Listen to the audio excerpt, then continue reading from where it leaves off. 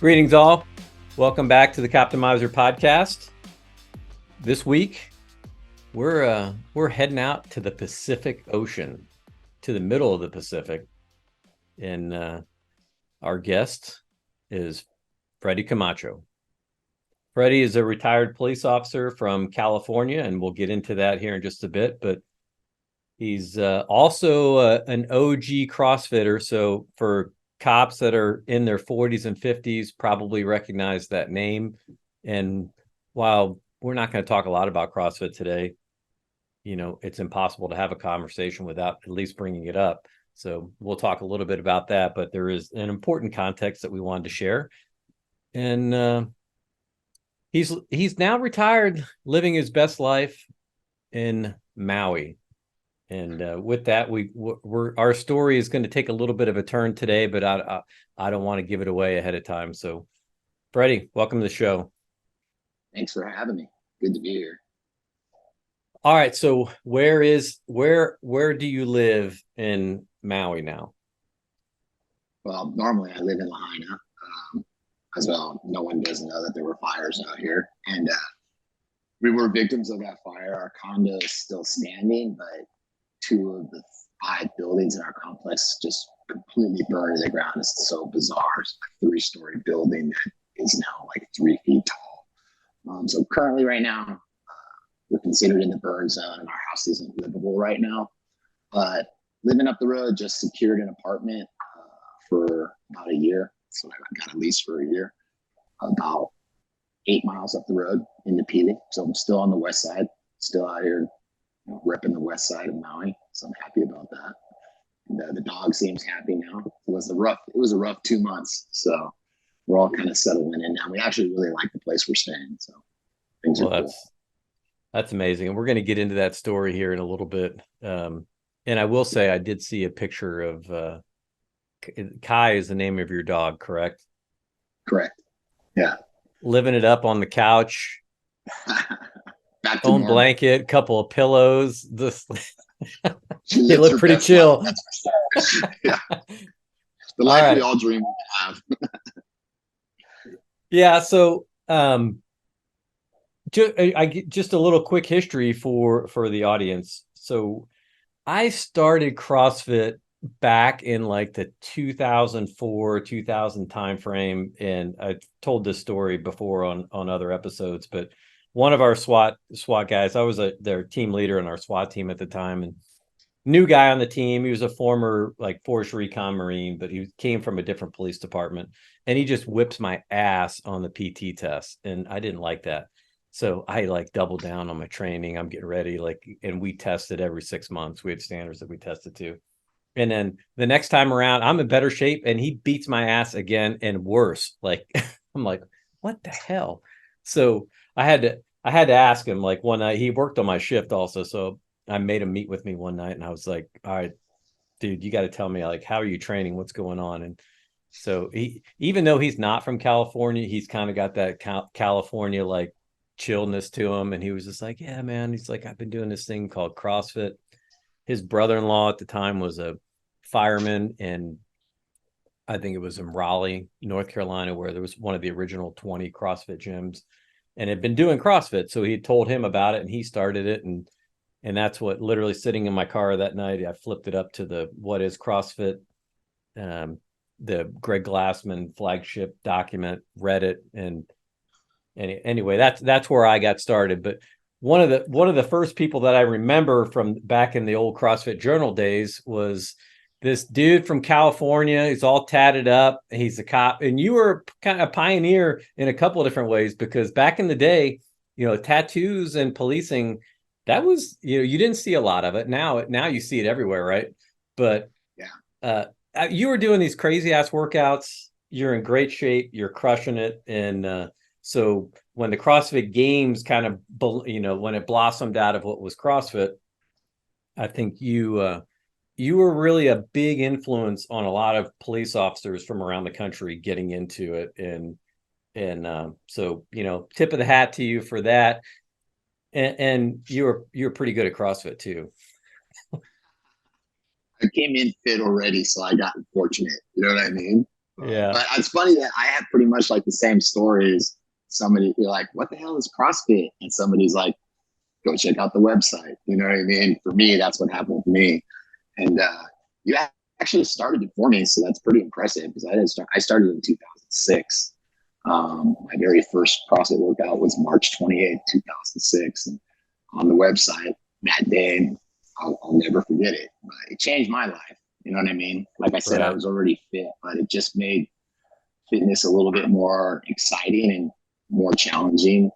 Um, so, Yeah, yeah. I won't get into the whole story because I don't want to bore you, but I had this I did my first wellness presentation at our police department in, I think it was 1998, 1999, and two huge influences on how I started down that path. One was the Zone book by Barry Sears, and another one was another California guy named Phil Maffetone. He used to train triathletes like Mark Allen or Mike Pigg, like these, and he wrote a book called In Fitness and Health. And so on the Zone side of it, I stumbled across the book. I was working nights at the time. I was training to get ready for our SWAT team, and I had tried this book called The Power Diet, where I was eating like 60% of my calories were coming from carbs, 25 from fat, and 15% from protein. And you know what it's like when you're working nights, you don't sleep well. So, I was doing, like, I used to run in the morning and then I would go to the gym in the evening. And I would just, like, after about 3 weeks of doing this diet, I was waking up. I would go to bed at like 8, 9 every morning. I was waking up at noon, just freaking starving. Like, and then I'd be pissed because I'd have to eat something to go back to sleep if I could go back to sleep. And I felt like I didn't have discipline. So I was kind of beating myself up. And the very first Starbucks in our town opened up like a mile down the road from where I was living at the time.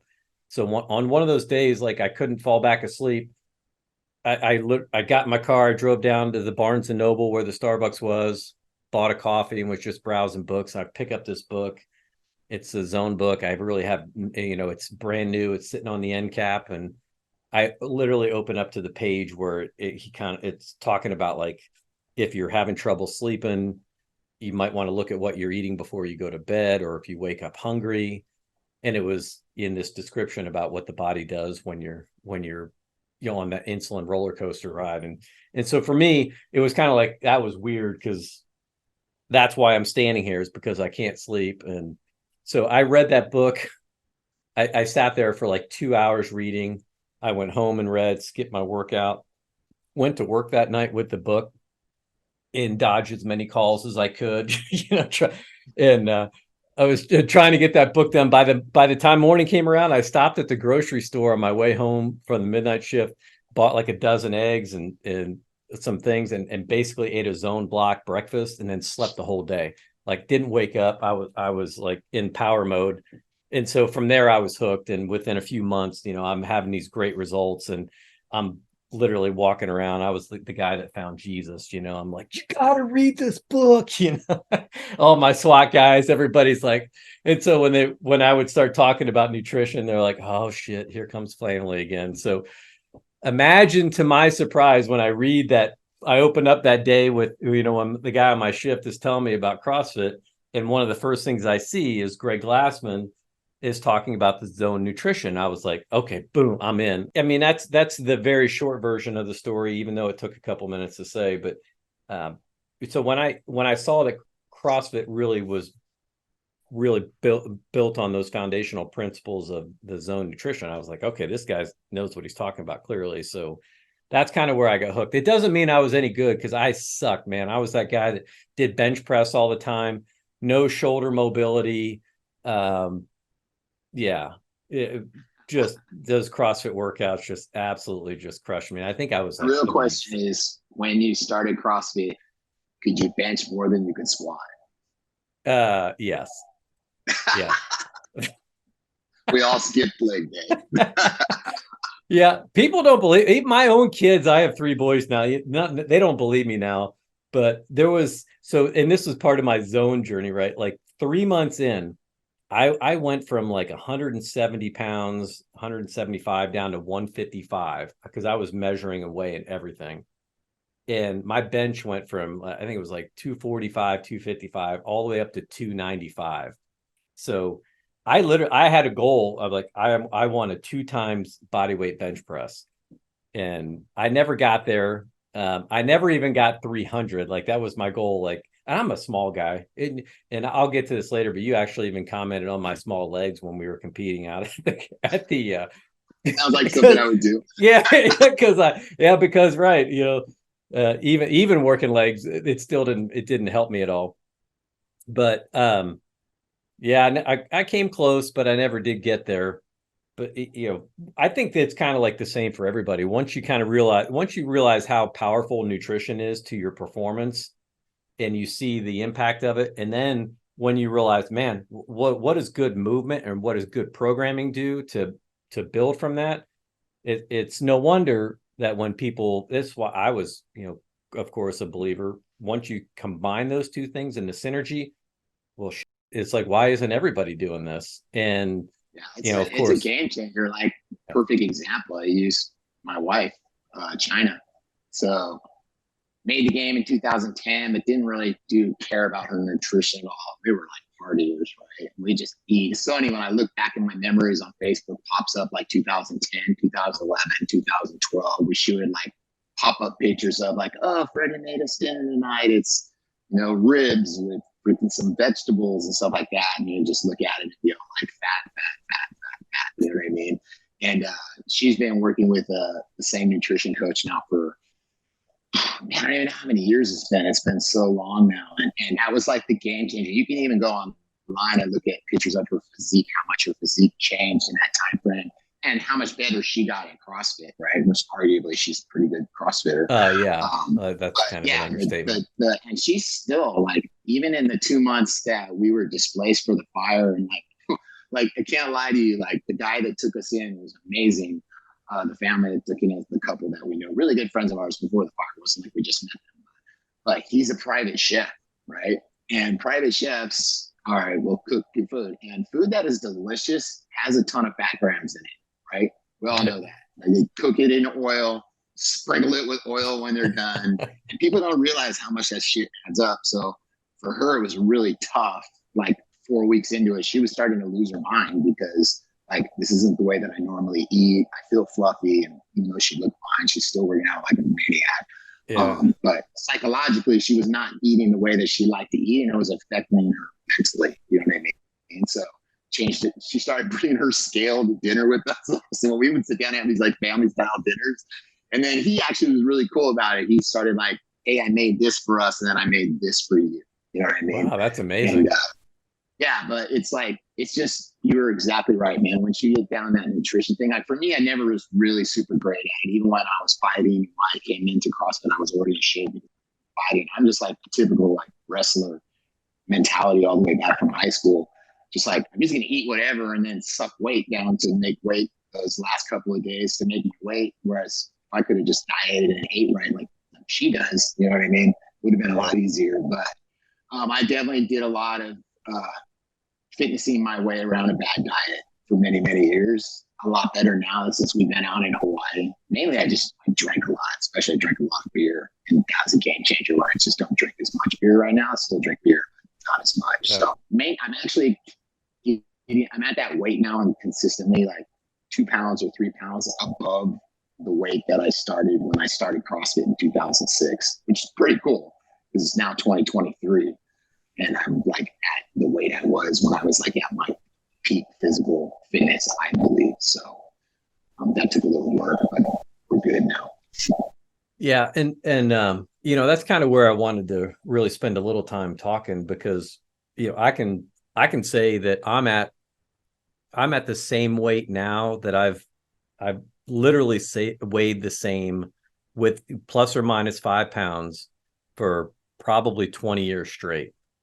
I very rarely will get outside of that range. Now, I will say this summer when I was in Hawaii for 3 weeks on vacation, I did hit 176 when I got back, which was And we were super active too. Like, I mean, we were every day we were doing something. So it wasn't like we weren't active, but it just, again, it's a perfect example of, just you you bring in a lot of calories, then eventually it's going to start adding up. You're But eating out, you're drinking more. I mean, yeah, especially the eating out. Like and on vacation, you literally eat out almost all the time, right? And it's yes, you don't know what's getting put in there. But I know exactly how chefs cook. I watch a lot of cooking shows. I've got to see a chef firsthand every day cook, and I'm all like, it's so easy to just boom. All of a sudden, you're like, whoa, I'm fluffy, man. What happened? I've only been here a week. I've already put on. Like, there was times I was hitting up to like over 200, 201, 202, 199, and now I'm carrying like 187, 188. man. But it happens. It happens quick. Well, I tell you what, though, that food was damn good, and I mean, there's nothing. It's worth it when you're on vacation, Yeah, as long as you can dial it in when you get back. And that's the problem. And we say the same thing just for day to day life, right? You get people that really pay attention to what they're doing, and then they get sidetracked or something happens, and people handle everything differently. And next thing you know, they're like, oh shoots, I just gained 12, 13 pounds. What am I going to do about that? Right. And then, but some people just kind of throw in the towel, and then they gain another 10 or 12, 13 pounds. And then it's just like that long downward spiral. And then all of a sudden, it's like a lot of things in our society, right? It just becomes I accept it. I accept yeah. it. Now I'm fat and fluffy. And that's the person who's all like, wow, why you like look like you're in shape, or like women on the beach, like, oh my God, I just want to have legs like you. And like, no, you don't, not really. You don't want to put in work and throw in the towel. So Yeah, that's the big important thing. Is don't throw in the towel. every day. Yeah. All right. So you're you started working in policing a little bit later. You Correct. were in the San Francisco area. So give us a little bit of history about what you were doing and then how you got started in policing. Um, that's it's a pretty cool story. I was fighting at the time, right? In the studio where I trained, like we did Krav Maga, Danzanryu Jiu Jitsu, obviously Brazilian Jiu Jitsu also. And I wanted to get into ring fighting. And some of the guys that I was training Krav Maga with were San Jose cops. And just one day they were like, hey, you should try and become a cop one day. And honestly, I was working for Union Pacific Railroad, man. I was what's called a carman. So I did heavy maintenance on rail cars, dirty, cringy work, didn't pay a lot. And my whole life, like my younger years were rough and tumble.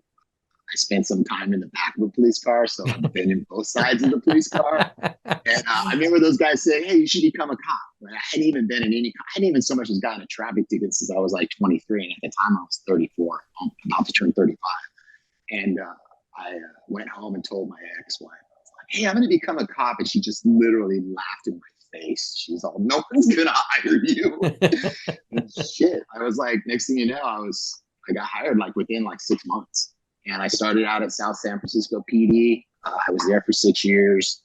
A couple years ended up being like, I think it was like 2000. I hired in 2000. By 2003, I was on the SWAT team. Got to do a whole bunch of different specialty stuff in that short time.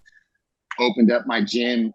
Actually, opened up a martial arts gym first in 2005. But then when we started CrossFit in 2006, it was starting to take off. So I'm like, hey, I'm gonna lateral. And so I lateraled to the police department that was in the same city as my gym. So that's how I ended up in Union City. And ended up doing 18 years police work. I was planning on working until this year. I turned 58 this year, but in October of 2018, got recruited for a job with Tesla. They wanted to put together this specialty group where everyone on the team was like, SWAT guys, military, police, ex-police, and they wanted this group of 16 guys that could be like an undercover, just roaming around plain clothes in the factory. And a lot of like big companies have armed people in plain clothes, just active shooter Yeah. prevention, stuff like that. Facebook does it. All the big companies have it. And it just didn't pan out the way that they wanted to. So I ended up slipping into a management position and ended up here in Hawaii. So that's the story, man. It's crazy. Good times. Yeah. I retired from police work as a sergeant. I didn't make it up into the admin stuff because I didn't have college education. So, and I didn't want to spend money on getting a college education at that point in my life since I started so late. So stuck with sergeant, and that was literally the greatest job on the planet, which you probably know. Patrol sergeant. Yes, patrol sergeant.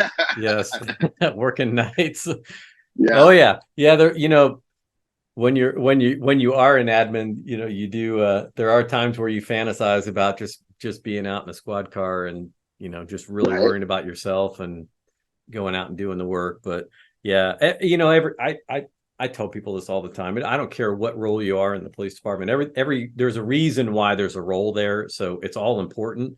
And everybody's and not everybody can do the fun stuff all the time too. Sometimes you have to do the jobs that no one else wants to do. And Right. but yeah, well, and they're all stressful, and they're stressful in different ways. And one of the things where I really do want to spend a lot of time today talking about, because this is kind of at the core of our conversation, is health and wellness. And it's when you're in that, like, and you're committed to it, like whether it's through CrossFit or something else that you're doing, and you see and feel the benefit of it. Sometimes it's hard to understand why others aren't doing it. Like, why aren't you doing this also, man? Do you realize how good you could feel, how much easier everything else? You put in an hour of hard work a day.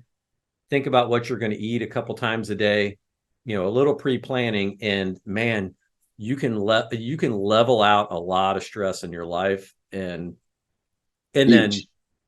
most importantly, when you retire, you can go on and live the life that you want, actually reap the benefits and the rewards of doing a very difficult job for 20 or 30 years, right? I mean, that's and sadly, the data is, 48% of police officers have a heart attack before age 50. I mean, the mortality rate is like from a lifespan perspective, 18 to 23 years below the average for males. It's a little bit lower for women, but for the last couple of years, since you retired, and you have a big Facebook following, and you're posting, and you post a lot of funny shit, and that's why I like following you. Like, you're a very real person in social media, where a lot of people curate what they put out there, but you're very authentic. So I think it's a natural draw to watch. But I'm watching you. You're taking these beautiful pictures from these roads that you're riding your bike on. You're working out. You're working on a boat. You're doing all this cool stuff. I'm like, holy shit, like, look at this. Look, like, you are the living example of why, when you're younger, you should be taking care of yourself. Because there's, and maybe these guys too, right? But officers that are just, they're defeatist about what life has to offer for them, because they're letting the job just beat them down and wear them down. And then they think, like, well, there's nothing really, maybe I'll go work security or something like that when I'm done. Or whatever, and then just kind of fade away. Like, dude, you're posting Yeah. it and you're living it. So I was like, this is awesome. Like, you're the Well, example of I don't know why if to do it. I don't know if I recommend working on a boat for every retired guy. Like, sometimes I work crew, and I have two other people working with me on the boat, and you add their ages together, and they're still like 15 years younger than me. but I'm not like bragging, but I'm definitely the most fittest guy on the boat at 58 years old. And my goal is to try and do it until I'm 60 now. This fire just hit, devastated our boating community out here in Maui. Just 9 people that I had worked with, that I was currently working with, or that I worked with in the past, lost everything. Um, and I was able to get a lot of money raised for those guys. But so our crews are even smaller right now, and if we get fully operational again, you need at least 21 crew to run 3 boats. So I am going to be working more than I had intended on working. The beauty of it is that, like I said, I'm in pretty good shape. The only old man problems I have right now is just some back issues. But I think I can make it to 60, man. And it's just being on the water, being in the water. I'm a people person. So when customers are on the boat, it's just like a lot of fun for me. You know what I mean? And just a lot of life experience. So I can have a conversation with just about anybody on the boat that I need to. And it's just good times. So yeah, did staying in shape all those years help me out? Absolutely. You know, I always thought about that in my whole time that I was in law enforcement. Whenever I talked to people about fitness or health and wellness, and would ask just like you were doing, you know, whenever we'd have defensive tactics training, like to sit down, I would just tell guys, I'm like, bros, you guys are spending all this working, all this time, and you're banking in cash because you want to have good things and stuff like that. And that becomes your excuse to not take care of yourself. And you work all these years so that you can retire. Like everyone, all of a sudden, it went from having so much fun, wanting to work all this overtime to how many days do I have left? You got the little fucking timer on your desk that Yeah. tells you how many hours and minutes and seconds you have left. And then Yeah. when you hit that, you haven't taken care of yourself for your whole life. And all that time that you put in, mainly all that money that you tucked away, hopefully, and your retirement is going to end up going to physical problems, like trying to fix physical problems in your body. And you don't get me wrong. I mean, there's luck of the draw, right? Like it's like some people are going to be predisposed to have cancer. Some people are going to get something else. You know what I mean? Like you just never know on that. Or you just walk out on the street one day and get hit by a car. You know what I mean? So, Right. but man, I want to give myself a chance. You know what I mean? I want to give myself a good fighting chance. And physical fitness was always super important to me since I was very, very young, just because I didn't think so much about getting older. At first, it's just you want to look good, you know what I mean? But as I got older, it's all like, man, I want to stay as young as possible, you know, physically and also just mentally. Like I'm not going to be afraid to try new things. You know, I'm doing shit out here that I was all like, holy fuck, I never would have tried this.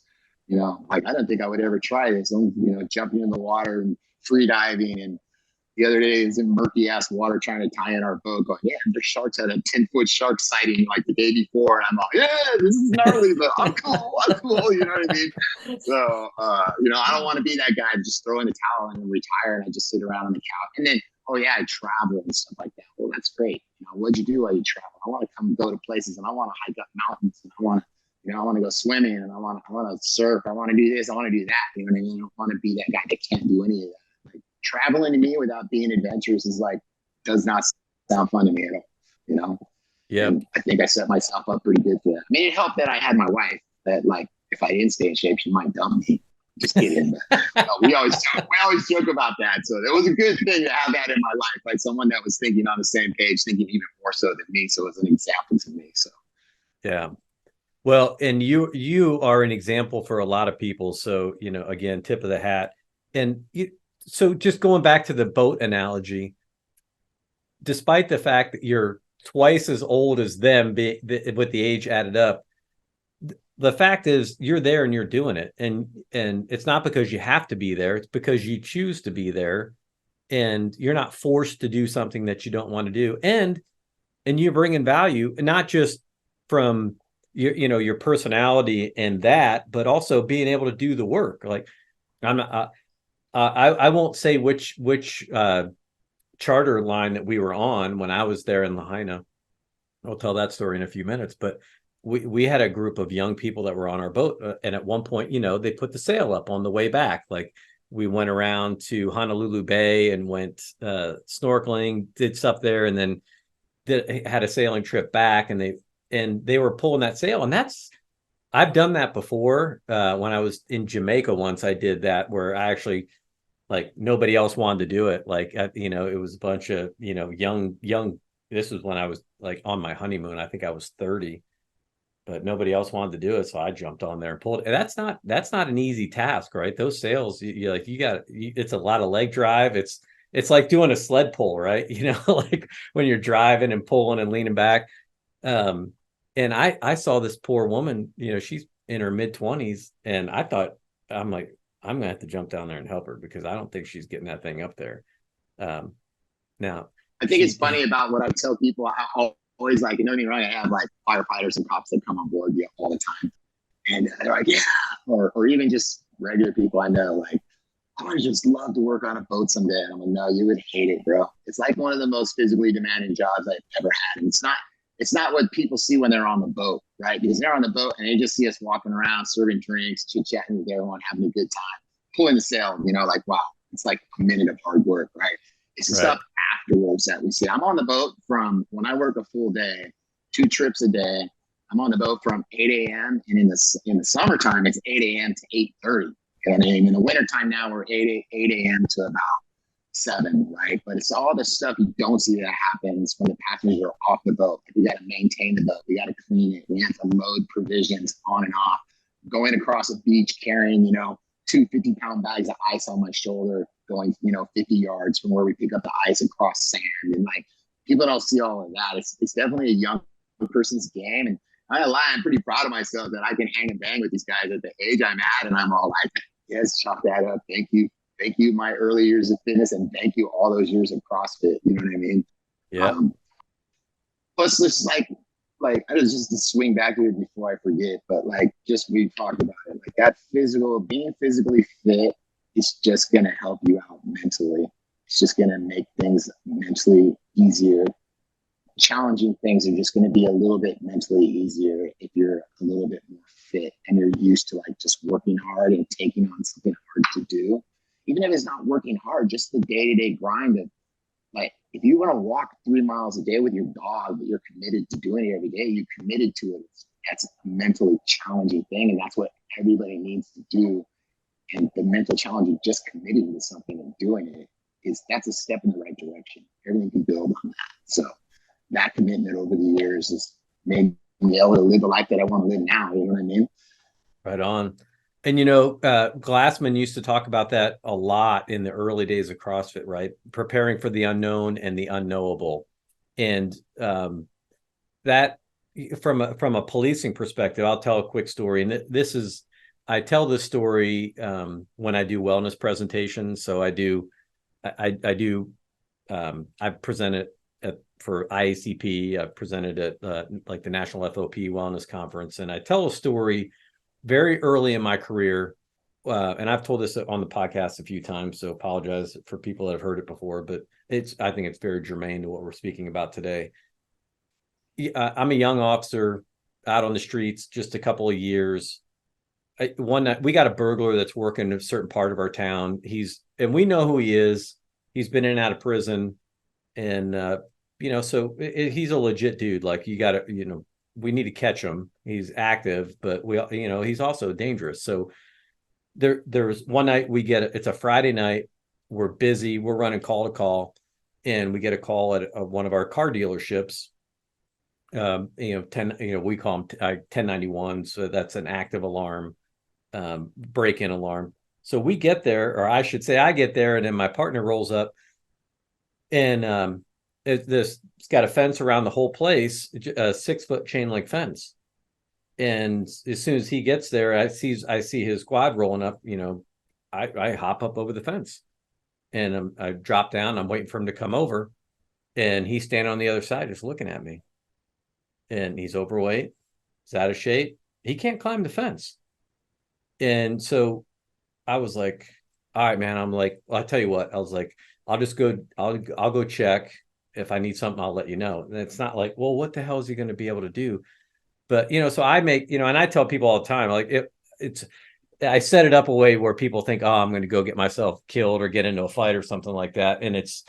But thankfully in this case, it turns out to be like most alarms, right? Just a false alarm. But I check the building, I don't see anything, and I come back and he's there, and I hop the fence, we drive away, and everything's good. But I really thought about that a lot. And I still can, obviously that was almost 30 years ago, and I still think about that, because guys think, there's things worse than getting killed, or the worst thing that could ever happen is getting killed in the line of duty. And I'm like, nope, not even close, not even close. Because the one thing that I never wanted to have happen to me was have somebody else that would in my care, or somebody else that I should be able to help, but because maybe I didn't train well or I didn't prepare myself physically, I'm not able to put myself in a position to help them. And I think in that case, like, what if my dumbass gets into a fight, or I get shot, or something happens to me? And I would just imagine what would it be like to be the guy that didn't train, that didn't prepare, and I can't hop that fence and go over there and help my partner. I'm like, now you got to live with that. And I think that Yeah. would be worse than the alternative. And so I tell that story a lot, not, and I don't mean it to say like to try to demean people for not for being overweight, because that's a whole nother topic, right? Well, there's a reason why cops are overweight and unhealthy. It's just not by chance. It happens for a very specific, for metabolic reasons, for stress reasons. All of these things contribute. So yeah, that was always my motivation. Like it's, yeah, I want to train. Yeah, a little bit of narcissism always goes a long way, right? I want to look good, when I go on vacation or whatever.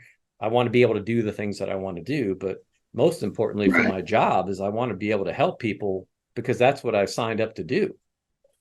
I think what's funny is, like I said, there's this cops get into this uniform syndrome, and they're like, once I wear this uniform, I either invincible, number one, or number two, there's a whole nother subset of those people that nothing ever bad is going to happen to me because I have Yeah. this uniform on. Um, that's like just definitely like the worst thing. And eventually, what happens? They get to be and then let's say you get the guys with the uniform on that also maybe they lift a little bit of weights and they're really super strong, but the bigger guys in the thing, but they're not like any kind of shape. And I tend to see like when you watch it, it's not all the time, but a lot of those guys are the guys that are a lot more physical on the job than the job needs them to be. They're the Right. guys that get in trouble, right? So they've fallen Yeah. into I have a uniform on, I have some strength, I'm stronger than you, so I'm just gonna bully you around. They're the guys that end up being the bullies, right? Same guys that also end up being super negative about people that do get fitness. So yeah, the uniform thing is a big thing, and I see it. Sometimes I see like, I don't have any offense. I want police work to be for everybody, right? But I've Right. seen some cops like now because police departments are in really desperate times, and you get these people that are like signing up and just all like, look at me, I have a uniform on. There's a picture of me on Instagram, and I'm not just saying just women either, guys too, right? Oh, And I'm all hell like, yeah.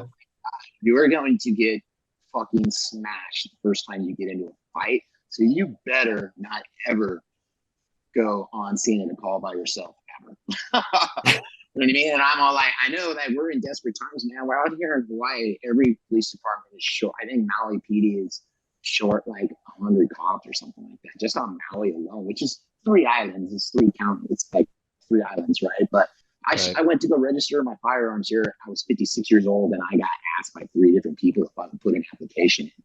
You know, so they're all desperate. Everybody's desperate. I know in the mainland they're desperate. I mean, who wants to be a cop nowadays, right? Right. Which is you do make it all the more reason because nobody wants to be a cop. And you know, like a lot of people are like just gonna forever be cop haters, and just more the reason to take care of yourself is you're representing law enforcement.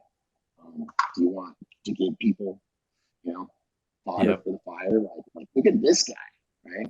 I know we've seen all those videos over the years, but now they're going to flip into like, just hiring gangsters and hiring some of your bigger departments and hiring people that are just, well, what's going to happen to them when the shit hits the fan? You know, they're not going to be prepared for it. So, Yeah, and we could talk for days about that. And I'll give you an example. Just yesterday, I was on doing some stuff on LinkedIn, and of course, a lot of videos get shared there, and exactly what we're talking about. There's I think it was. I don't want to miss. I'm not going to say the department because I'm not sure. I'm pretty sure it was in Ohio, but there's an author. There's a guy who's working a desk, and a dude, that was, that was in crisis, comes into the lobby, and he's a little brash, but he's speaking through the window like, hey, get somebody here, I need some help or whatever. And they get into this verbal exchange, and the officer winds up calling. He's like, you're mental, dude. Like literally tells this guy who's in crisis, and he was clearly in crisis. It was, any cop that's worked a day can see, hey, this something's not right with this guy. And so then the guy threatens him, like, hey, come out here and call me mental, whatever. And then he calls him, and then he gets into this little tit for tat. So I call it the doom loop, right? He gets sucked into the doom loop, gets pulled down. And as Mark Twain used to, so wisely told us years ago, right? Never argue with idiots because they'll drag you down to their level and beat you over the head with experience. And and my version, like what I used to tell my guys all the time is like, never argue with idiots, because people watching might not be able to tell the difference. Right. And so you get into True. an exchange. Yeah. You get into an Yeah. exchange with a guy that's clearly in crisis.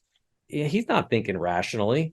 And the cop is supposed to be the rational one. So now on top of that, so now not only has his mouth got this guy riled up, he goes out, he opens up the door and goes out there like he's going to challenge this dude, and and so the guy, he opens up the door and the guy kind of gives him a chance, like he's like, call me mental one more time, go ahead. And he's like, well, you need to leave. And you can hear the tension in the officer's voice now, like the lack of confidence is there, the tension is up, and he says it, the dumb shit says it, and now the fight's on. That dude grabs has the officer on his back on the ground. And maybe one of the most like frustrating videos I've ever watched, because now the guy's on the ground, he's beat, and his body camera is literally looking up at this guy's face. And it's terrifying because he's not even fighting. Like, the fight's been going for 10-15 seconds. He's already out of breath. He's got no strength. He's got nothing to get this guy off. And so the dude lets him up, and then and then he gets himself back into another scrum with him. And then he makes it even worse and pulls out his gun. Like, this guy's already got a handle on him. And he's really, really lucky he didn't get himself killed. And the only thing that saved him was another officer finally got there, like somewhere else in the building, comes crashing in, saves the day.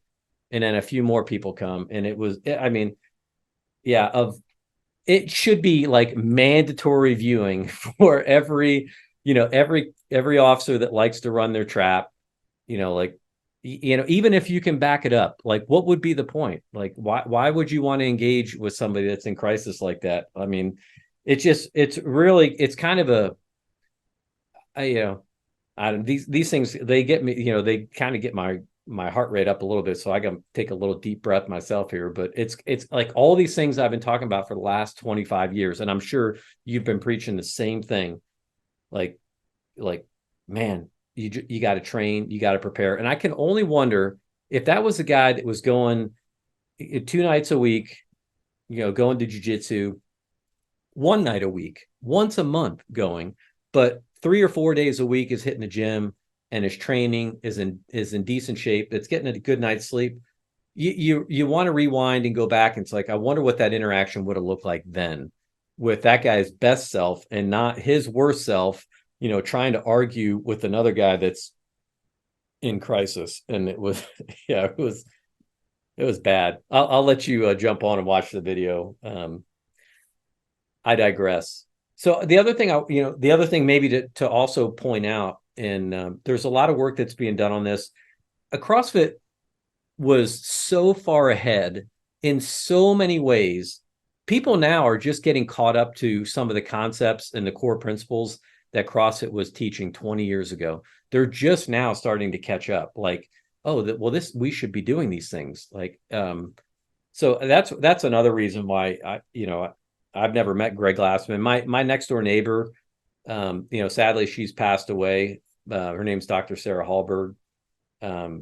She was part of the CrossFit Health Initiative, and actually, spent some time with Glassman and that team when they were putting that together a few years ago. But and from a nutrition perspective, one of the other things that doesn't get talked about enough, and this is another area where I really want cops to focus on this, your mental and emotional well-being is directly it's downstream from your nutrition and your exercise and your recovery protocols. Yeah, very rarely will you find a cop that is emotionally dysregulated, that is also eating well, training on a regular basis, and has a good balance and good resiliency and recovery practices. Right? I mean, No, that's for sure, and it just goes across all life, really. Yes, not just police, but people that are a little bit better adjusted than others. Yeah, so when you got those guys that are on your shift, that, and everybody's got them, right? Every department has them. That they wait for their backup to get there, and then their attitude turns what normally a somewhat mundane, you know maybe if not annoying type of call into a fight, into an arrest, and into a scrum that should have never happened in the first place. And this is where I think in the post Ferguson days, there was kind of that first reckoning for police departments to really do some close introspection outside of the whole use of force case. I don't even want to get into all that, because that's just the bad side of what the media and what a bad information can bring.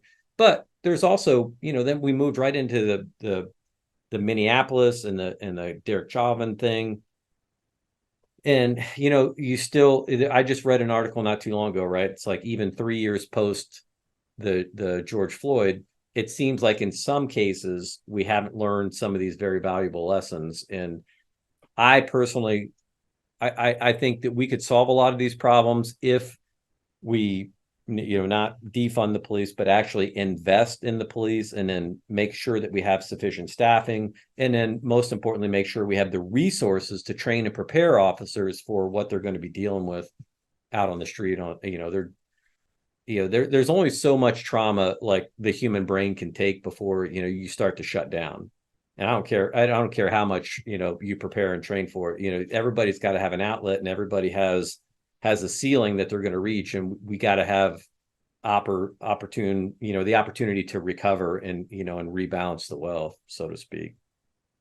Yeah, the balance thing is really important, trying to find that balance. And it's a tough job to try and do that. And I mean, Yeah. I don't know how it was where you're a police department, but like, I think I remember when we had our conversation before this, and I was never the guy that's trying to preach CrossFit to everyone. And you need to go to the gym, you need to go join a CrossFit gym. The big thing with our department is it's so expensive to live in the Bay Area, to live where you work.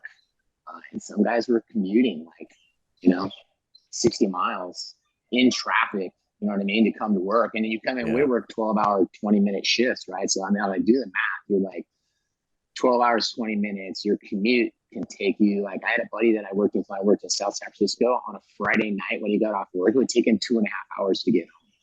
You know what I mean? And so these guys are commuting way out. Which is the funniest thing about it is because that's where they could afford a house, get a big house. I do it for my family, but they're doing it for them. Then they're never home. And when they get home, they have maybe an hour and a half awake before they had to go to sleep and get ready to do it all over again the next day. So I know that is a huge disadvantage, and that's why I wouldn't be able to try and shove it down some guy's throat. Like, hey man, you need to work out, right? Yeah. I can't tell you that because I'm in a better situation you are. Like, I have the opportunity to do that. But when the department switched to you get 1 hour of training while you're on duty, you get off the clock, you can take a uniform off, you can go in and work hard for 30 minutes, even have time to take a shower before you hit the street again, and you would get, man, I don't want to get all sweaty and then put my uniform back on. I'm just all like, cool, don't then. You know what I mean? Yeah. Don't. And that's the reality of that. You know what I mean? So it's a hard job to try it. If you're like invested in it, you get invested in the job and you get caught up, and sorry not to go back on it again, but a lot of those guys are young guys, and not only do they buy the houses, but they bought the 4-wheel drive trucks with 5,000 tons of accessories that they're paying like $900 a month for a truck, right? And next thing you know, I remember the first day of the academy, this old crusty freaking chief came in on the very first day and did the intro, and he was just, there's 3 things that get cops in trouble, 3 B's, right? Booze, broads, and bills, right? I don't even think you can say that. Right? I don't think you can say broads. No, probably not.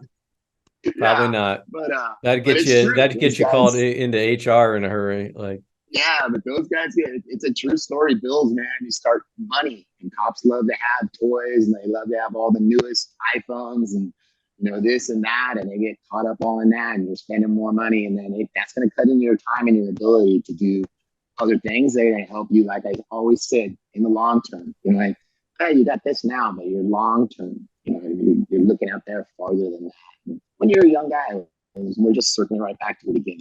You're invincible. You don't think about that shit, right? Trust me, you got to think about that. You better. Absolutely. And from day one. So that's it's great that somebody even came in and said it. Like shit, I remember buying my first house and I had been working for probably over a year. I was off probation. And back then, I mean, Indiana and like so one of my friends here, he retired from San Jose. Like his actually his twin brother was one of my bosses. They both moved here out to California. One went to LA County Sheriff's, and the other went to San Jose, and then one of them came back here, from family reasons and stuff, came back. But he was always, and I was actually another friend of yours, Diane Stewart. When I had her on the podcast. She knew him, so we were talking about it. He was always bragging. He's always telling me like, in San Jose, this is how we did things. But for the most part, he's always like, yeah. I mean, they definitely do things well. Very progressive. But my first house payment, my very first mortgage payment was $640. I remember it. Like I'm like, holy shit, $640. Like I was getting paid like $35,000 a year. That's a big chunk, right? Like coming right out. And so you see guys driving the new trucks, right? So what do? They get the off-duty gigs, then they commit to the off-duty gigs, and now at the time we were working 8-hour shifts, 5 and 2, fixed days off, right? So I always knew like I was a new guy. I had Monday night and Tuesday night off for like the next 5 years. I wasn't getting a weekend off. Um, but yeah, so that you start getting behind, right? You get behind the eight ball, and now you're relying on those jobs for the income. And if you don't have them, then you don't make your payments, and that just adds a whole nother level of stress. Now you stop working out. You're not in the academy environment anymore. There's no most like 98% of police departments in America don't have a physical fitness standard, a job qualifying fitness standard. So guys just stop working out. Unless they're motivated, you see a lot of police officers head that way. And then we could get into a lot about the metabolic pathways and the things that happen with stress that exacerbate those problems. But that also gets us into why police officers are so unhealthy. It's yes, the job stressors are significant contributing factors, but then it's also personal habits and choices that we make as individuals. And so my goal was always just every time I heard a reason why somebody couldn't work out or why they couldn't eat healthy, it was to try to provide a resource to remove that as a barrier or as an excuse. Chief, I don't want to go to, I can't go work out because I'm afraid that someone I've arrested is going to be in the gym. So I'm not going to go work out. It's like, okay, well, we'll build a gym in our training center. Oh, well, I don't know what Yeah. I'm doing. I brought in CrossFit level 1 staff to come in and train 20 officers. Not again, not to make everybody CrossFit athletes, but just to provide people access to resources that could help you on these paths. I mean, we did a lot of pretty cool things, but there's just a lot of people that choose not to do it. And, Yeah. I'm not necessarily sure what the right answer is there, but It's funny that you're like 98% of police departments don't have any physical fitness standards that you had to keep. And the reason why is because our POAs that are supposed to be looking out for the best interests of the officers are only thinking like, no, we don't want to do that. We don't want to force you to make us fit, right? So, yeah, that's going to take time and effort in this. And then you have officers that, and had this guy that he came over to us from another department, very, very fit guy, was a football player at college. He believed in physical fitness first, very much so. And he made a proposal to his department and did it to the department where, and the POA, where like, hey, if you went like worked out, checked in or worked out, or I don't remember what it was, and you didn't call and say whatever they think, they would award you with like extra sick hours or something like that, something, right? right. And what did it turn into? All the cops that didn't want to partake of it, anything, are like, oh no, that's just the overall thing is if you had to budget the money for one or two officers to get fit, you actually had to budget for the whole department. So how much is that going to cost? So the POA turned it into like, well, that's the budget that you have to put away for that. That's money that you could just give to us without us Yeah. having to do anything. You know what I Yeah. mean? And then the cops are like, oh, I don't want to work out, but I want to get paid. I want to get paid cash because he's going to get paid cash just for working out. You know what I mean? So Yeah. I was like, just blows your mind, right? Like guys that don't want to do anything and something that'll make them better. And they just, no, I just want to get paid. Just give me money. That's all it comes down to. And I understand we all got bills to pay, you know what I mean? But that Yeah. just circles back into what kind of life you're living. So, yeah, I would just, when he told me that story, I was just like, wow, that's just mind boggling. Nah, if you can budget 30,000 a year to give officers 8 hours every quarter, you know what I mean, of sick time, then you can just put that into our pay and give us higher pay. And it's like, missing the point completely, you know? Yeah, entirely. And then we wonder why we have so like in yeah, I'll go here. I'll just say it.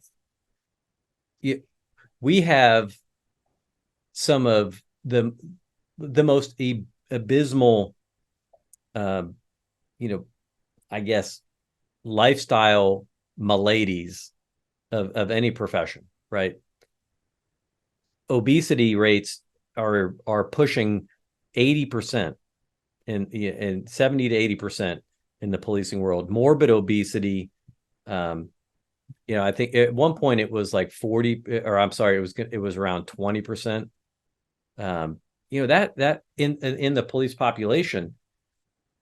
And so when you every year, and when you look at the statistics for officers that are killed and assaulted in the line of duty, yeah, those numbers are tragic, right? You're looking at the firearms assaults are generally anywhere between like 40 and 70, and then we're looking at usually 100 to 120 officers year round that are getting killed in the line of duty.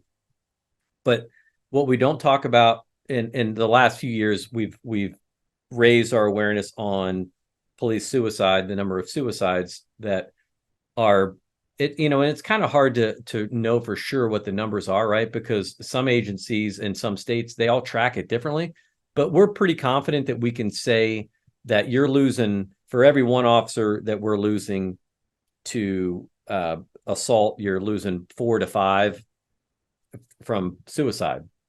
And that number that's frighteningly high. I mean, that's a lot of numbers.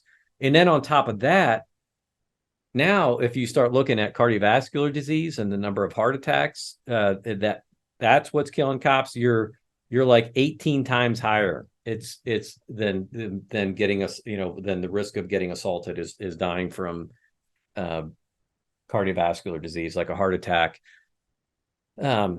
Which and this was data that I just stumbled upon in the late 90s when I was kind of doing some of this research, and it really made me think. So I felt like very lucky that I kind of saw this like at a time where I was committed to working out and staying in shape. And hey, look, I want to be able to, fight to live on the job, but I also, I don't want to have a heart attack. I want to be able to have children and grandchildren, or be able to do whatever I want when I retired. And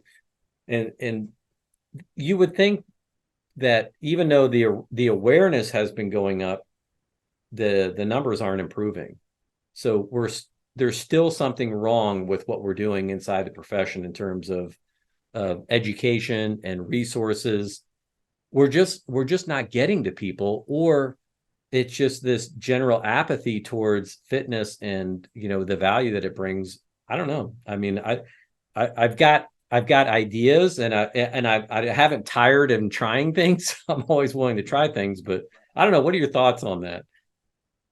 I don't know, man. It's like how many cops are there in the United States? Like a million or something like that? Yeah, it's like between 800,000 and a million, depending on how who you classify as an officer, right? And like I look at it as like, are we much different than the whole rest of society when it comes to being aware of our, everybody knows that, going to McDonald's is probably not the healthiest choice of meal that you. I mean, sometimes when we're on occasionally, right? But we all know that, or do we? I guess not. But like, Yeah. like being overweight is not a healthy situation to be in. You know what I mean? So I don't know, man. Like we've all been you and I have been around enough people that have been in the profession and care about fitness and care about your ability to, defend yourself and, that commitment to that kind of a training. And like, we've all like, just kind of like beating our head on the wall. It's like we don't, everyone knows the answers, but how do you get them to commit to the answer? Right.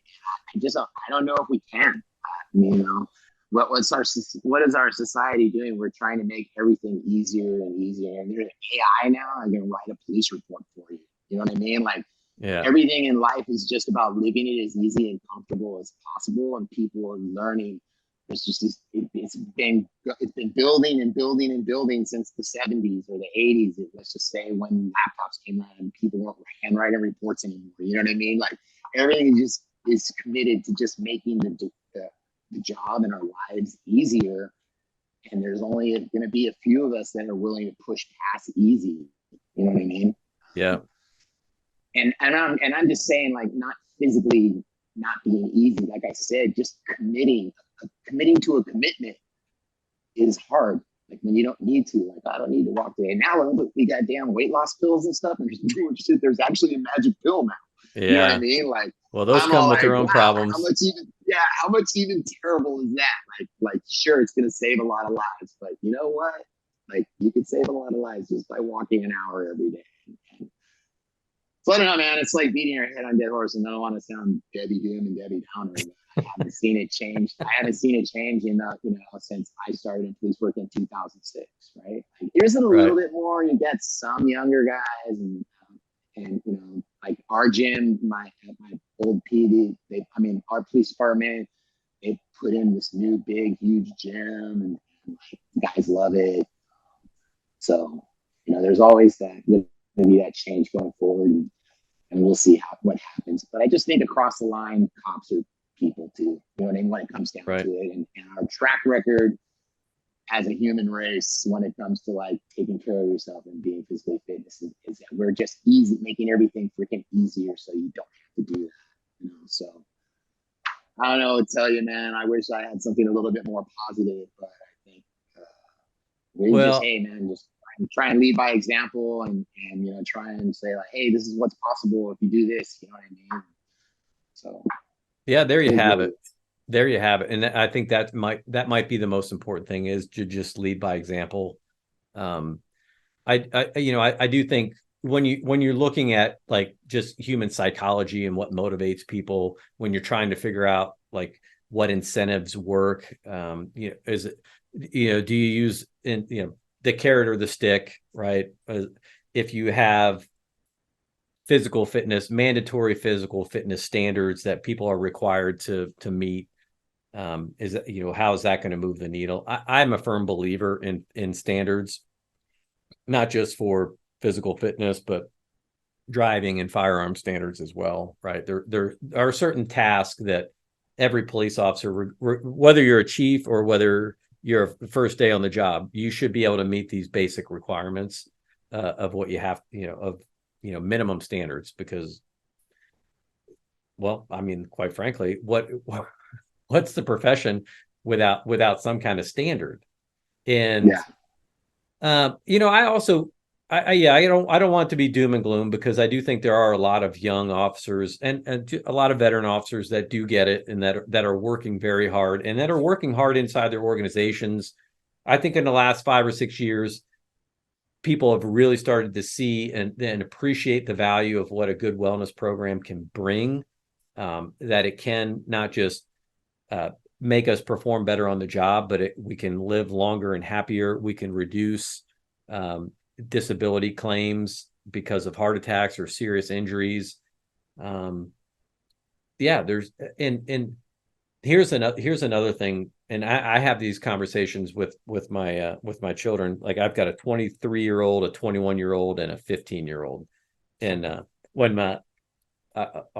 this is a story from a few years ago, but when my middle son, he's a wrestler, and he broke something or had some kind, wrestlers were always damaging something, right? One way or another. So I had to take him to urgent care.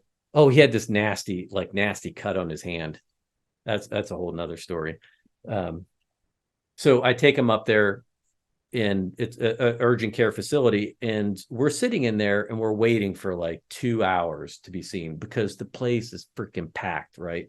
It just Right. jam packed. And I'm just looking around the room, and it's like it looks like the walking wounded everywhere. Yeah. Yeah. And House so of Horrors. after we got done, he went in there, he got, got his wound cleaned up, and, you know, had to get an antibiotic or whatever. We go back out and we're sitting in the car before we left. And I'm like, hey, what did you see inside there? And he was like, what do you mean? I'm like, what were your observations? Did you look around the room? Because most of the time he's sitting there on his phone, like most kids, right? And he's like, I don't know, sick people. I'm like, yeah, well, what about the sick people? And so we went into this kind of like a 10-minute conversation about the overall health of the people that were in that room. And there were a lot of young people in there, younger, probably 30, I call it 30, 40s. That's young to me, right? That, man, they were in bad shape. They just did not look good. And I told him, I said, because he's a money wise kid, like he saves his pennies, and he's got a plan. He's an engineering student. I'm like, investing in your health, like, wrestlers, the one advantage that you're always going to have for the rest of your life is, that hard work pays off. The harder you work and train, the more success you're going to have on the mat. And when you're out there and when you lose, right, who can you blame? Nobody, right? It's just you. It's you and your opponent. And so, like, life is really the same way. Like, if you don't take care of yourself, all the money you make and everything just goes back to the point that you made earlier. You're just going to be dumping that cash that you've set aside, and you're going to be spending it on yourself just to try to maintain a level of health that's not Yep. even wellness, right? You're just sustaining life. You're not living. And maybe this is a great way to segue, and maybe try to hopefully inspire some people. If you're in that position where, what, you're not in the best shape, maybe you are overweight, maybe you've got a nagging injury or something that's holding you back, like, there's always a way. And there's the best time to start was yesterday, and the next best time to start is today. Like, there's never a bad time to get started. And if you can do that, you are making a financial investment in your future, because who knows, how sustainable our healthcare system is going to be 10, 20 years from now. Like, Right. and we see people I see people complain about the healthcare system all the time. And it's just like, man, like, I'm 56 now. I've had one shoulder surgery, and everyone's like, no, it's not from CrossFit. It was from playing softball. I, I partially torn rotator from throwing, not warming up properly and throwing a softball too hard. And I hurt my other shoulder earlier this year walking my dog, of all things, right? So, yeah. So, I mean, life happens. Things like this are going to happen, but the more resilient you are, the better you take care of yourself, the better off you're going to be, from just from an overall resilience perspective. Uh, Absolutely. I know I'm not saying Yeah. anything people don't already know. One thing I'll go circle back on when we were talking about like how can we fix the law enforcement profession, and like you're mentioning we have this 80% obesity rate, and this, well, I think it's up to 30 or 40%, whatever is like I should way say obese. overweight, obese, and morbidly obese. So, Okay, yeah, and then the more we actually have that problem in law enforcement, but it was super interesting when China represented the USA for the Invitational, back when they had the Invitational. And it was in Madrid that year. We went to Madrid, and they had like team practice sessions and stuff like that. So I spent a lot of time just walking around, cruising around Madrid by myself while they were doing their thing. And bro, like, police work obviously completely different in other countries, right? right. And these cops are out there standing there on foot, like just like all over the place. There's cops on foot, always two or more together, slinging rifles, vests. Like they look like soldiers, right? But they're actually the police. Right. And I never one single fucking time saw a guy that did. I was like, that dude looks fit, right? Not a single one in the whole time that I was there. And finally, I just walked up to this group of guys, and they were sitting around. They were just standing there and out in this plaza. And I'm all like, bro, like, what's up, America? America, like police officer in America, and I'm all, how are you guys all so fit? Mandatory PT. They're like the military. They start their day off with mandatory PT, and it involves a lot of like running and shit like that. And people should not ever doubt running, because running is a great way to PT. That's why Absolutely. all those years that I was fighting, I was doing so much road work and I was pretty goddamn fit. But they start out every day to hold everyone in the department has to do mandatory PT. And I was like, damn, that's pretty wild. I mean, it never happened here, right? But I mean, there could be one department that just says, hey, we're small enough. We're going to be, if you're going to come work at this 80, 90, size police force, we're doing mandatory PD as part of your shift thing. And you know what I mean? You're getting paid for it. You're making decent money depending on where you look. Some places even really good money. Like, it would be something. But then I see the people that are going to jump in and go, oh, wow, they're militarizing that department. You know what I mean? So it's Yeah. just Oh like, man. damn it, man. Come on. We're trying to make things better. You're not understanding what's happening. No, you're making it like the military. You're militarizing. You got rifles. Now you're making mandatory PD. You're going to be running down the street yelling, 3, 5, 4, I'm gonna go and break someone's thumb. You know what I mean? Like marching together. You know what I mean? So I think it's like, oh, look at those cops over there. Like, and those guys are to kill shit over there. Yeah. It's a whole different piece. So I just want to throw that out there real quick. It's like, yeah, No, that's I the way love we it. get. But unfortunately, I don't think that that's ever going to happen out here. But if anybody's listening as a chief at a really small department, 70 or 80 guys, like, think about it. You know what I mean? Just think about it. Oh I don't shit. even know. It's I didn't even know legally you could do it. You know what I mean? That's where our society's at right now. You well, can't you legally could. force someone out. Well, you can. I know you can. Well, I did it. I mean, and I did it for our recruits. And it wasn't even my idea. That's the cool thing, right? Is like when you build a culture among your staff, when people really they value it. We recognize this, like you were talking earlier, like some of the some of the people that we're hiring, good people, right? But you go back, and I don't know if you ever were involved in your hiring process, but when you start looking at backgrounds, you start doing background investigations, and then you bring these candidates in, you sit down, it's like, hey, when's the last time you've been in a fight? Well, what do you mean a fight? Like, when's the last time, like, you've got I into a thought I wasn't knockdown supposed to get drag? into a fight. I wanted to get hired.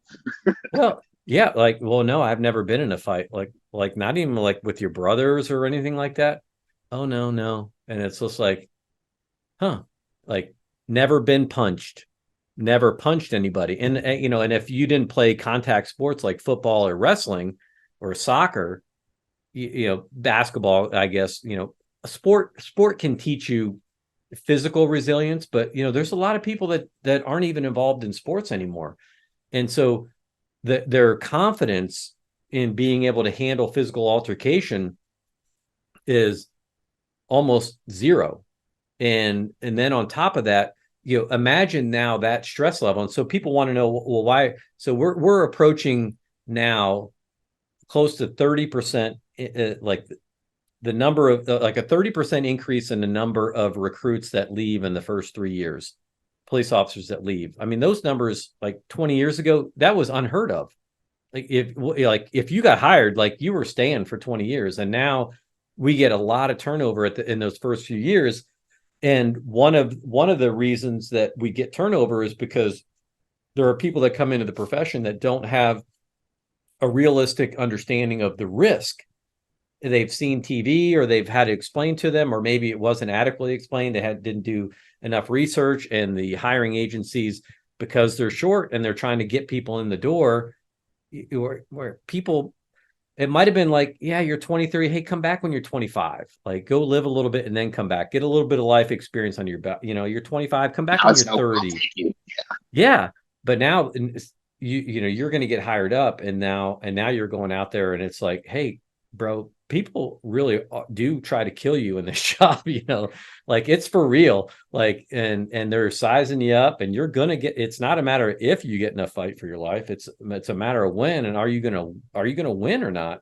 And so, yeah, we could go down this road a lot. And when we have these Citizens Academy classes, I talk to people about this, and then inevitably, since the post-Ferguson days, right, people always bring up the militarization. Oh, the cops are driving tanks down the street and they're carrying rifles, and it's like, well, what's the mission of your local police department? And I'm like, let's like, and I used to pull up a video of the West Hollywood shootout. I'm like, and I show a class there, like, and when, especially, and then I'd try to ask the people that would, that were clearly like the anti-militarization of the police, like, hey, what's your suggestion for the officers that are there? They have handguns, and now they're going to battle against two suspects that are armed, armed with rifles, automatic weapons, and they've got body armor that a handgun can't defeat. Like, how do you stop that, right? Um, oh well, yeah. Well, what's their answer?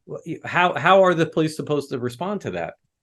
In that case, right? They had to commandeer armored vehicles from like bank armored vehicles so they could do downed officer rescues. They broke into a gun store. I think they commandeered some rifles from a gun store, Yep. which, by the way, they got charged for at some point. I think, I don't know if those ever went through, but um, yeah, I mean, that's just one example.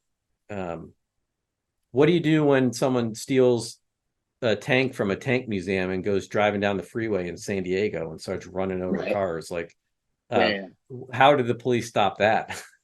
Right. Right. Well, they call in the military because the military can be there in seconds. That's the Yeah, people to call. yeah. And then they don't understand posse comitatus, right? Like the clear separation of federal, like the military is not allowed to operate on domestic Right. soil. Very clear reason why. Yeah, so I could go down for days and days and days about the conversations like this, but yeah, in the end, it would be nice. And so here's one other thing we can touch on. Um, the again, in the post Minneapolis days, right? You see things like, the performance there was just bad, right? And anyone, there was just there's just a big why, right? Why do you sit there on that guy for 8 or 9 minutes? There was a lot of reasons, a lot of things that could have been done differently, but it brought up a lot of discussions about how, what are the ground fighting training, how often are police trained? And I think people would be frightened to know how little we actually train in defensive tactics and hand-to-hand stuff. So, that was one of Frightening. the, yeah, that's one of the things that we did. Like my training staff came to me and were like, hey, while they're recruits, we're going to do mandatory physical fitness training as part of their day, and ground fighting. Like, that's just part of the training every day. And like, yeah, let's do it. So, we get a lot of that up front, but the problem is that once you get them out on the street, and once you now, for an agency that, like, most police departments are anywhere from 10 to 20 and some as high as 30% short staffed right now, where do you find the time to actually train? You're forcing mandatory overtime, which cuts into your training time because you're just trying to cover shifts on the street. And Jocko and Rogan got into a conversation where they were talking about every police officer should be a blue belt in jiu-jitsu. And if you had the standard like that, then how would that impact use of force and the outcomes on the street? And I, for one, am like, I love the idea. I love the idea of being able to train to that standard.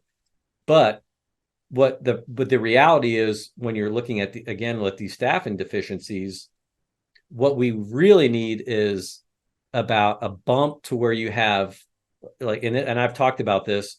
If if my agency is 152 sworn, if I could get 50 more officers, if I could get my agency to 200 personnel, then guess what I can do? I have 4 shifts.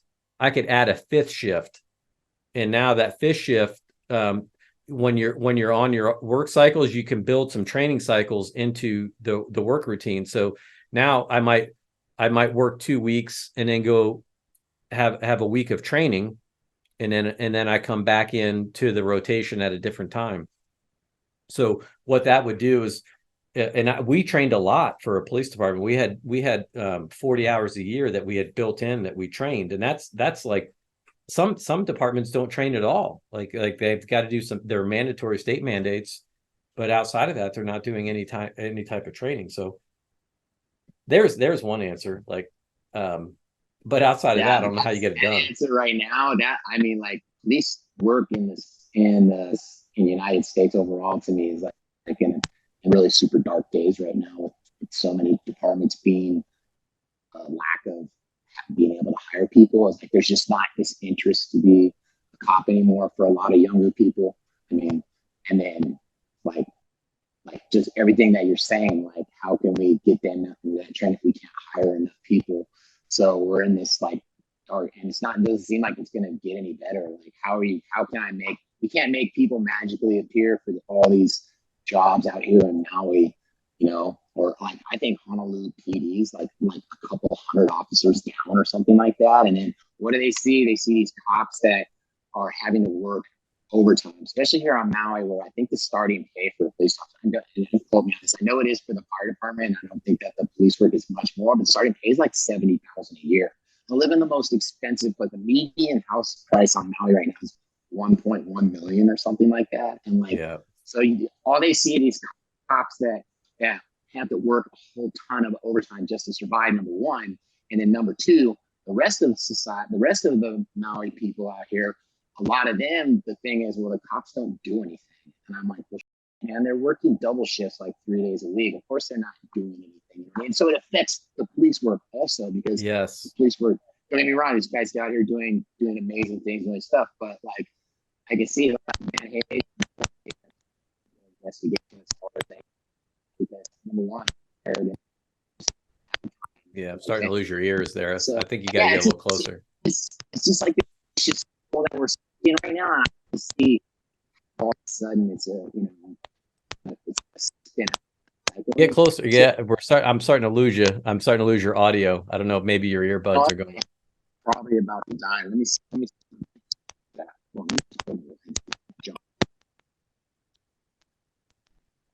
Well, that's probably a pretty good sign that I should probably start to wrap this up because if we go down this path, we'll probably start. I could commiserate for days, but so there's a great example of, and just like you were saying, same thing in the Bay Area. You have super high cost of living, the commute to be able to and so it does a couple things. You're bringing people into work in areas that aren't invested in the communities there. It still shouldn't change the quality of the work that they're trained to do, but there's good reasons to have incentives to be able to get officers to live in the areas in which they work, right?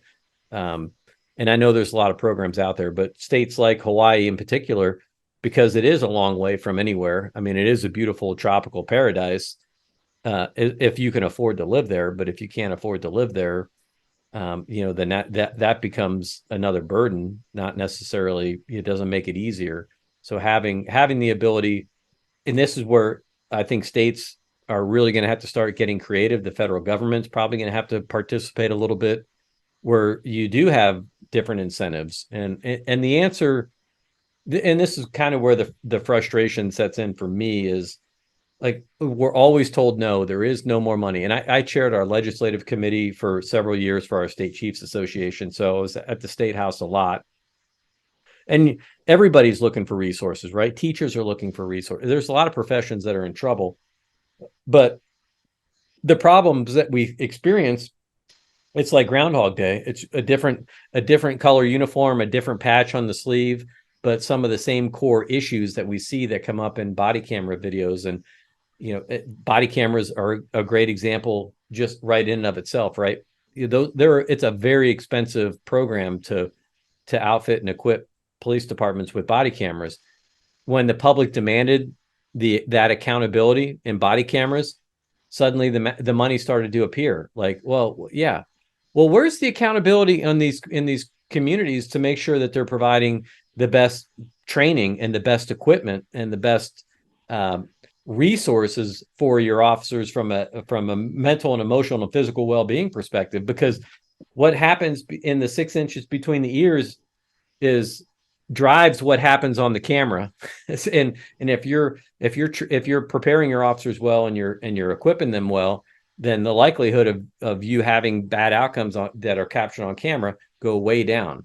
But yet we don't want to make that investment upstream because it's cheaper and easier. And I don't know, maybe just people find it more entertaining to watch people, have colossal collapses in life and make, really bad public mistakes. So, it really does come down to investment. All right, so let's wrap this up, man. That means we've gone too long if we're wearing out your batteries in your earbuds. So, all right. So again, I'm going to go back. Let's close it by going back to the beginning. So, um, I finally, let's just, so when was that? Like 2000 and it was, what was it? 2018. I think it was the 2018 World Police and Fire Games. Um, I think it was it might you've have been been to the 17. CrossFit Games. Like I'm a Yeah. guy that, like, on a good year for me, like when I age up into a new old man category, like I'm more competitive. I'm like at 45. I think I had probably, like, was one of my more competitive years, and then when I was 50. So I was able to, I've been an online qualifier a couple times, meaning like I break the top 200. Mhm. Um, and I've tried, so just from a CrossFit perspective, and for people that are not familiar with CrossFit, right? The CrossFit Games are kind of like a high school sports where you have a sectionals, like, and then a regionals, and then like a semi-state, and then like Yeah. getting to the games is kind of like the state championship. I say that in a way, like you have to kind of win your way through, or get to a certain point. Um, and they have age categories, they call them masters divisions from 35 and beyond. So 35 to 39, 40 to 44, 45 to 49, 50. So when I turned 50, um, I think I wound up after the online portion of it. Like I was in the top 200 in the open, and then they do the online qualifier. Like I almost made the top 100. Like that was the goal for me, was to try to break into the top 100. And it's my skinny legs. I'm not a big dude, so I've never been able to move a lot of weight. I can lift a decent amount of weight, but I've just been more of an engine guy. Like, and so I did qualify for the World Police and Fire Games though, and so that was kind of cool. Like, and one of my friends here in town, Rodney, who actually won it, he he also turned 50 with me, and so we both headed out to California, and that's where I got to meet you for the first time. So that was kind of a cool experience. And I wanted to tell this story publicly because I made fun of my skinny legs earlier, and I'm trying to remember. I don't remember like the order of those events or what it was, but I do know like one was the the one workout that I was looking forward to that I knew was the first part was a clean and jerk, or some kind of complex. It was a clean and jerk. I think it was just a Like, clean and jerk because that's the last time I ever lifted 225 clean and jerk. yeah. And so I felt like, I stopped at 200. I jerked 200, and my all time, like when I was younger, 225 is my all time high on a clean and jerk. But I'm at 50 years old. I'm like, I'm not going there, because I knew the next event was the toes to bar deadlift event. So it was, you had 25 toes to bar, and then 25 deadlifts at 225. And for whatever reason, I don't know why, like I've always been a really good deadlifter.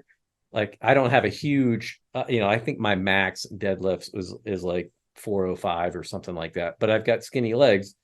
But for the moderate weights, I can move them really fast. So when I saw that workout, I was like, oh shit, because I'm good at toes to bar because I got skinny legs.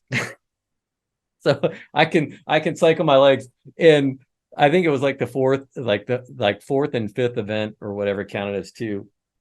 And I won that. I won the second part of the event. I think I was dead last or close to last in the clean and jerk. But then I was probably dead last when it comes to toast to bar. I don't remember. All I remember is you coming up to me later, and you're like, bro, I was looking at this. He's like, you're like fifth, seventh, fourth, first. What's up with that? I was like, and then on the deadlift workout, I'm like, I'm like, look at these legs, man. I'm like, on those toes to bar, I was like, that's my jam. And I'm not as good as I used to be, but I could do toes to bar all day. Um, but that was, yeah, anyway, so I love the fact that CrossFit was calling attention even then, like trying to provide some type of venue for fitness to be, kind of like, I don't know, like let's gamify it. Let's get people engaged. Let's The give them goal. something to work towards. Yeah. Because there were some fit ass cops there, man. There were some Yeah. guys. One guy I think was a regional athlete. A couple of the masters guys that were in public safety, firefighters. We can go there if you want. Firefighters, those Definitely guys fit are guys. always crushing it. I was like never always the fittest guy. I really just, to be honest with you, my whole like CrossFit career was this way, is that I'm really good at sucking something out of my soul for one workout. And that's all qualifiers are, is one workout at a time. Like, throw me in for the whole day. Don't get me wrong, I've won my share of local competitions and shit like that. But that was like the commitment to be able to do it at the top level, and also freaking and make yourself a competitor at that top level, like at the CrossFit Games. It's just something, like, honestly, I don't want to do that commitment, because I mean, forget, like, my whole police career, I worked out. I was on the SWAT team for most of my police career, right? And we weren't like a full-time SWAT unit, so we were like, that's ancillary duties, right? But we had to Right. train regular. You get a random call out, call outs that lasted like almost a full day. And then I also owned a CrossFit gym for most of my police career, from 2006 until I retired in 2018. I owned a place, and I was coaching, several hours a week. Luckily, I had my amazing wife who helped me out strongly after we got together in 2010. But so for me, I've always known I'm never going to be the guy to win the CrossFit Games, because that commitment is just too much. But goddamn, like, especially when China and I became this team together working out, she's able to like push me and get more out of me than I would able to do just by myself. So I'm super lucky that I always had that. And even every time, like when we both like made it to the games together, and she had to go do her thing, and now I'm by myself, and I'd have some coach, but it just wasn't them. It wasn't her. You know what I mean? Because I could listen to her. She could just tell me to do something, and I was able to flip that switch and freaking do it. So I was never a great crosser. Honestly, quite honestly, I think I was just a mediocre crosser, but on the competitive level, I did pretty good. So I got lucky with that. Well, yeah, I would call you more than a mediocre CrossFitter, but yeah, that's, that was a pretty cool experience. And yeah, I opened our CrossFit gym in 2009, and I went and this kind of going back to the beginning, but when I had started CrossFit, and I tell people this all the time, and this is important because I just posted a story for the last week's guest. His name is Corey Joslin. He's a police officer down in Louisiana, and I came across this story because it was in Morning Chalk Up. Emily Beers wrote about him about 2 months ago, and he's a 6'4", 419-pound officer, like detective, just a gigantic man. And it's his story about how he kind of discovered CrossFit and and went down that path. And because I do want to end on something like more positive and more hopeful. Yeah. It's stories like his that are really inspiring. And, I'm sure it's probably the same for you, but it was one of the things, like owning a CrossFit gym. You're not, maybe a few people can do it and be really, really financially successful. You can do it and make a living from it, but it's a labor of love. I mean, and I'm sure it's like that for a lot of gyms, but just the way CrossFit itself structures the gyms, it's, you can make money doing it, but really, really it's about creating that environment where you're getting people in there that are complete lifestyle changes. And, for Corey, he was telling me that, it was his doctor that kind of finally motivated him. Like, he's in his early 40s, and he's like, dude, if you don't do something different, you're in big trouble by the time you're 50. Yep. And so he tells the story about he was at lunch with a couple of his other detectives, and he was literally saw a CrossFit gym across the way. and he had tried it a few years before, but he went into a gym, and this is where CrossFit sometimes gets a bad reputation, because he goes into a gym and they basically don't, they just throw him into a workout, and he's already a big dude. He's a cop, but and he's strong, but he definitely needed coaching, and they just kind of threw him to the wolves, is basically what it sounded like. And he was so damn sore, like he couldn't do anything for a week. And so that, what did he do? He didn't go back. And so it kind of left a little bit of a, I guess he had a bad experience, and so that kind of he shied away from it. But he said he went back to work that afternoon, kept thinking about it, went back to that gym on his way home, and talked to the owner, and the owner was the right person that was there. And was just like, hey man, I'd love to help you out. Like, let's get you, come, we've got an on-ramp class that's starting up. Let's get you in here. And perfect. So he comes back. Yeah. And it's kind of that classic story where he comes back and but he does it right, and kind of walks him through, and, scales to what he's able to do. And then he builds it up. And so now he's got this morning routine. His whole life has changed. And I'm not saying you have to do CrossFit to have these experiences, because you can, absolutely, there's a lot of different ways that you can skin this cat, right? But the important thing is like, you got to recognize, hey, when things are heading towards trouble, or you're already in trouble, and then you need someone to throw you that, that life preserver, and now you really just, you got to get started. And so it's a cool story. It is a very cool story. And it just goes back to that thing, like you're saying, hey, somebody's got to throw you a life preserver. But on the same flip side of that, as we talked about, that is, you can't throw in the towel and accept it. You know what I mean? Because if you throw in the towel and you accept it, that's a hard path to come back from. So, like, don't give up. Just don't give up. Yeah, right. That's you're never out of the fight mentality. And so he's made great strides.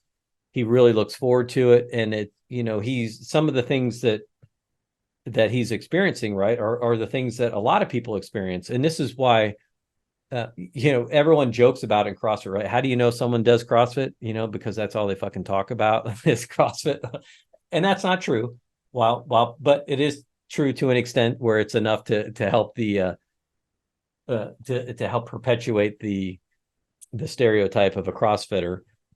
But the reason why, and I tell people this all the time, is like, man, if you do something that makes you feel really good, that makes you get excited about doing it, I don't care. It's like, if you found a new church that you're going to, and, they get you fired up, and like, you're going to tell people about it. And, so that's kind of a cool thing. And so people just want to share when something's going really well, they want to share. So I say all this to, as we start to close this down, like, even for someone like him, right, there is hope, there is a path forward. And CrossFit gyms, I'm always going to say, they're a great place to start, because everything is infinitely scalable. People are going to emphasize not just good movement, but they're also going to emphasize good nutrition. They're going to emphasize good recovery. And when you have a coach, and maybe this kind of going back to, like, before I started doing CrossFit, like, or when I was doing it on my own, I waited like 4 or 5 years before I went and did a L1 the first time. And I went over the Rogue, because that's not too far from here. It's just a couple hour drive.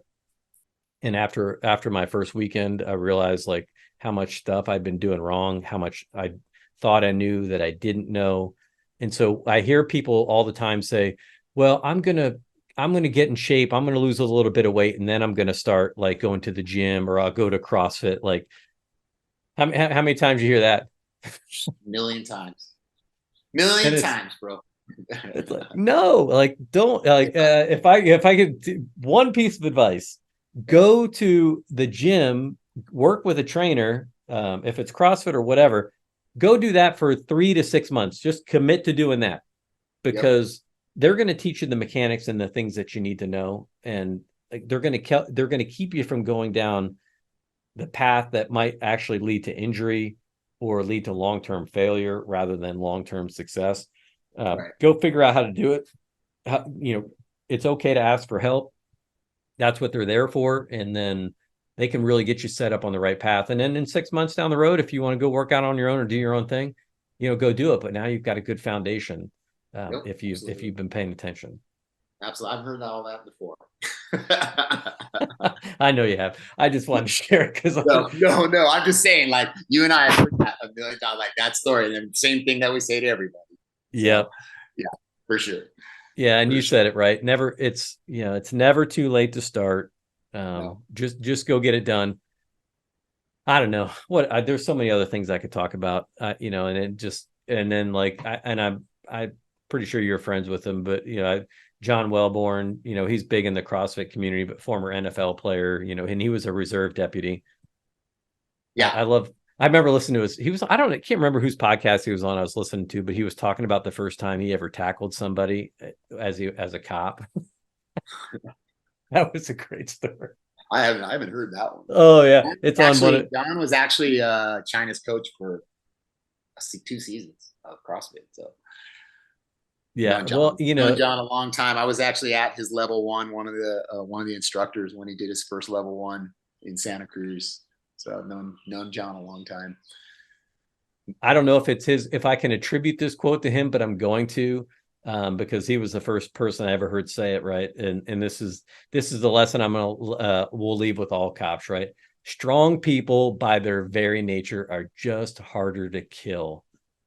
And to kind of close this out for good, your example of lifelong commitment to fitness and wellness, your training, and preparation that you put in, the dedication that you put in, reaped benefits on the job while you were working, and it allowed you and allows you to this day to be able to go now and enjoy retirement and really reap the benefits of your pension and take on new adventures. But then most importantly, and this is, my prayers go out to you and all of those in Lahaina that were affected by those fires. I had just by chance, I've been to Hawaii once, and it was this summer. It was a long time trip that my wife and I had planned for our 25th wedding anniversary and her 50th birthday.